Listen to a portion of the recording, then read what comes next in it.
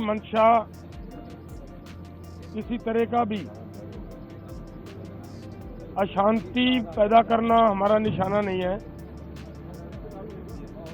ना कोई हमारी इसके ऊपर कोई ऐसी इशू है कि हम तो ऐसा किए बगैर रह नहीं सकते। लेकिन बात ये है कि हमने दिल्ली जाने का प्रोग्राम बनाया, ये आज से नहीं बना, ये 7 नवंबर की हमने कॉल दे रखी है। 7 नवंबर से लेकर अगर आज सरकार ये कहे कि समय कम है हमारे पास, तो मुझे लग रहा है सरकार की ये टाल मटोल की नीति है। सरकार को ऐसा ना करते हुए देश के किसान मजदूर के पक्ष में फैसला लेना चाहिए। किसान देश का किसान है, देश के किसान ने देश को सेल्फ डिपेंड किया है, दिन रात मेहनतें की हैं। 7 लाख के करीब आज तक किसान सुसाइड कर चुका है। लेकिन ऐसे हालात में भी अगर सरकार किसान से बात करने की बजाय ऐसा प्रबंध करे कि किसानों को रोकने के लिए इतने बड़े बैरिकेड्स लगाएं, तो ये उचित बात नहीं होती।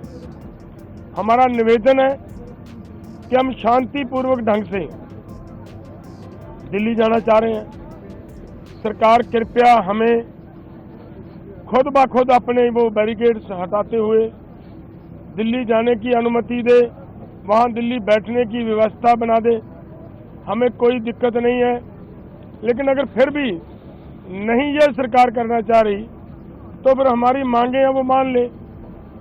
हमारे देश के प्रधानमंत्री जी हैं, हमारी सरकार जो वहाँ दिल्ली में बैठकर बड़े बड़े फैसले लेती है हमारे आम देश, पूरे देश के लोगों के लिए, वो आज अपने किसानों के लिए एक बयान नहीं दे सकते कि भाई किसानों का हम ये मामला उनके फसलों की खरीदी का गारंटी का कानून बनाने के लिए तैयार हैं, बनाते हैं। तो किसान भी शांत रहें, हम शांत हैं। किसानों को शांत कहने की किसी की ज़रूरत नहीं है, किसान पहले से ही पूरी तरह शांत हैं। सिर्फ उनकी एक हाथ आगे बढ़ेगा तो किसान अपने आप 2 हाथ आगे बढ़ाता है। सो इसलिए मैं किसानों और नौजवानों को भी ये अपील करूंगा कि देखिए आज जिस तरह का माहौल है, सरकार जिस तरीके से अपनी जिद पे अड़ी हुई है, ऐसे हालात को बड़े दिमाग से, बड़ी समझदारी से हमें हैंडल करना होगा। हमने हाथ बांध के केंद्र सरकार को ये निवेदन किया कि आप हमारे साथ बैठकर हमारे मसलों का हल कीजिए। अब सभी मांगों के ऊपर, एक मांग के ऊपर चर्चा हो चुकी है, अब तो निर्णय लेने का समय है। अगर केंद्र सरकार का हेड ऑफ स्टेट आगे आए और वो कहे कि हम एमएसपी गारंटी कानून बनाने के लिए तैयार हैं, ठीक है, आगे इससे आगे बढ़ा जा सकता है और स्थिति को शांत किया जा सकता है। जो हमें नजर आ रहा है, यहाँ एक माँ का एक बेटा है। हम अपनी ओर से बिल्कुल पीसफुली रहेंगे, पर जो हमने देखा कि केंद्र अर्धसैनिक फोर्सों के द्वारा किसान और मजदूर की आज खून की होली खेलेगा।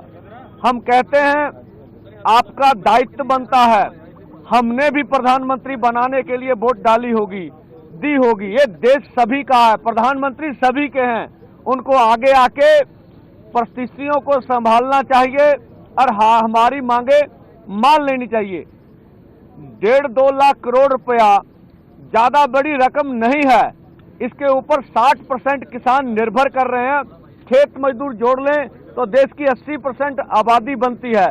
तो हमारी पूरा प्रयास है कि पीसफुली रहेंगे, अथवा अगर केंद्र को ऐसा लगता है अभी मांग मानने में कोई उसे दुचित्ती आ रही है, तो हम कहते हैं प्रधानमंत्री जी, संविधान की रक्षा करना आपका दायित्व है, आप संविधान की रक्षा कीजिए। हमें पीसफुली प्रोटेस्ट करने के लिए ये नाका खोल के दिल्ली जाने का इजाजत दे दीजिए।